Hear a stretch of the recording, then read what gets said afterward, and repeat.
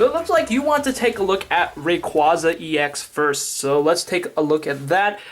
This is going to be the deck list, at least the deck I would recommend building purely out of 2 copies of the Rayquaza versus Keldeo EX boxes. So here we go.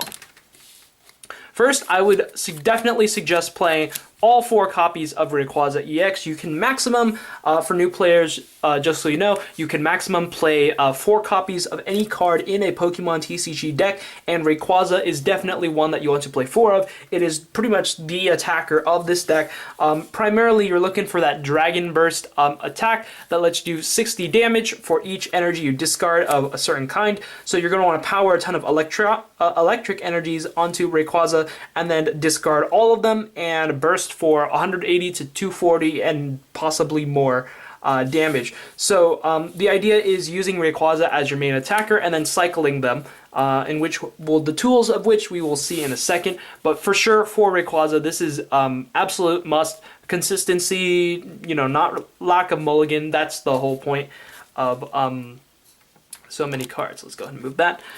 Next, I would definitely recommend playing 4 Dynamos because you're playing 4 of Electric.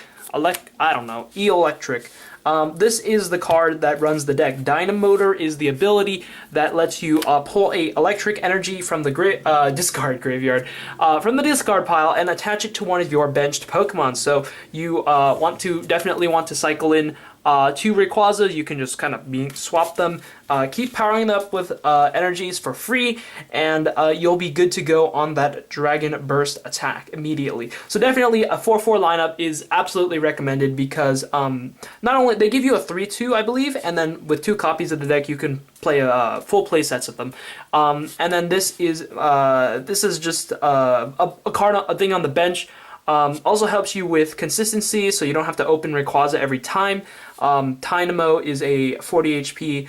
It also has the benefit of only having 1 retreat cost for right now, and you'll see why that is in a second. But this card is basically how the deck plays, and that's why it's such an important part of that deck. So next card, we are playing 2 Pikachu XY. Along with 2 Raichu XY. This is one of the cool parts of the deck. I really like Raichu in this deck, but you're primarily playing it for more consistency, alternative attackers. If you want to get around Pyroar, that type of thing, or safeguards, so Suicune and Sigilyph, assuming you're playing expanded tournament format. So Circle Circuit does 100 damage, also gets around Yveltal EX. That can be a pretty big problem if you're powering up Rayquazas on the bench. So Circle Circuit can get you basically whatever the Rayquaza cannot whenever it's powered up, and this should be very easy. Very splashable in any deck because of the colorless attacks, but you can also Thunderbolt if necessary. Oftentimes Circle Circuit should be pretty easy to pull off. As you're running the Rayquaza's EX, you're playing the Dynamotors, the Dynamo Electric lineup, and then you also got Pikachu. So that's 10 basics right there, 10 possible Pokemon onto the bench to immediately throw on. And then the last card I'm playing is Dedede. It is a good one of, particularly against energy-based decks. This can help you beat Yveltal. This can beat Keldeo if you're actually playing against that. So this is definitely a good idea. Energy Short can do wonders to swing the game. So yeah, that's it for Pokemon. Next we have 4 Ultra Balls, absolute staple in every format. They give you 2 copies, I believe, per deck, so you have a playset when buying 2. So yeah, that's pretty much standard. I don't know what else there is to say. Best card. One of the best staples in the deck. This is given in both the Rayquaza and Keldeo decks, just so you know. So you get a total of 8 Ultra Balls if you buy 2 copies of the decks, which I really highly recommend. 4 copies of Level Ball, once again, playsets because of buying 2 decks. Level Ball searches out mostly every card in the deck, aside from Rayquaza, basically. So this is almost like a Master Ball, and it's very strong. Electric is actually 90 HP, so perfectly fits Level Ball, what Level Ball needs. And this card is almost like another Master Ball. So like I said, and then Drawl Supporters, of course you have to max out on Sycamores / Junipers, you know, basically very, very standard. 2 ends, you get 1 copy of each in each deck. So these are your Drawl Supporters, so you absolutely need to run them at maximum numbers. And they're kind of the only ones that are realistically played. Next we have 4 Battle Compressor. This card is absolutely amazing. Does wonders for the deck. You know, dump electric energies, dump cards you don't want to draw, and as well as you know, Drawl Supporters. So this really sets you up for everything. It's just one of the most broken cards, I believe, in the entire game. You know, Yu-Gi-Oh! Has Foolish Burial at 1, and it's stayed at 1 for a million years. So, Battle Compressor, absolutely broken, and you need it to play the deck, really. And then we have 3 Float Stones. This retreating is part of how Rayquaza works. Since you don't have the option to play Keldeo Floatstone type of thing, you have to play just Floatstones, put them onto your Rayquazas, and you don't have any other Pokemon tools in this deck. So you might as well play Floatstones. You can also attach them to your Electrics should they get trapped in the active. So this does really gives you a ton of flexibility. You also oftentimes will promote a Pokemon who has been Floatstoned after one has been knocked out. So yeah, that's pretty standard. This card's been a staple ever since its release in many decks. You often see like Keldeo splashed in as a 1-of and then 2 Floatstones. So next we have 2 VS Seeker. This is the strongest card in probably that you get, to be honest. It's a $5 each, so you're getting $10 immediately from these cards. And this card really just, the flexibility is endless with this card because you can do so much. VS Seeker plus Lysander's trump card back when it was legal was absolutely incredible, and this is absolutely, you have to play 2 of. You do get 1 copy per deck.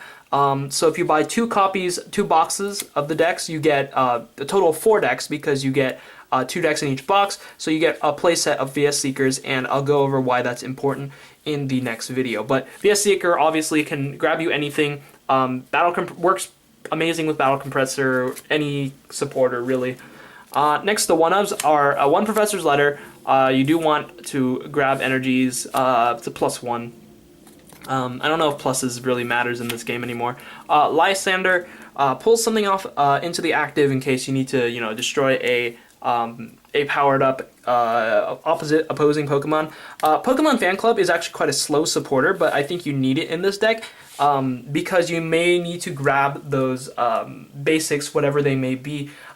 Generally, oftentimes people use Fan Club, abuse it, and let you get 2 EXs, and that's very strong in this deck. And then next we have 1 Skyla. I do also think Skyla is a very slow supporter, but I think you want it at a 1-of because it's nice, and the fact that you have VS Seeker lets you grab other things. So, but you can also set up your own plays with this. You can grab, like, say, a level ball into a Pokemon. So Skyla really opens up a lot of doors for your setup, particularly. As for other things, like if you're already in the lead, Skyla doesn't do so much as for the trainer limit. The trainer lineup, but it's a very strong card anyway, and can do wonders for for your top decking situations, etc. And then lastly, we have for the trainer lineup, we have 4 Sky Arrow Bridge. You are playing. You don't have any other stadiums, so you might as well play this card. And like I said, because you can't opt to run Keldeo and Floatstone, you might as well be playing this because it has incredible synergy with Rayquaza EX because he only has Retreat 1, and then as I was saying, should you open poorly and get a Tynamo in the active, you also can retreat for 1. So, and this is for each basic Pokemon. It's very good, and I think running 4 of is I guess, like, I don't know if there were any better cards. You could play double Lysander, etc. Those are your choices to make, but this is what I like to play. Kind of helps. It's kind of necessary for the strategy should you be running against you know, decks that really abuse their stadium, like Skyfield and stuff like that. But otherwise, like, you might as well be playing it since it's right out of the box. I don't know if there's better cards to play in place of it, but you can definitely cut this down. This is definitely not necessary. It's a very flexible spot. And then lastly, we have the energy counts. I'm playing 4 of the fire energies, and these are the beautiful hollow energies. What I recommend.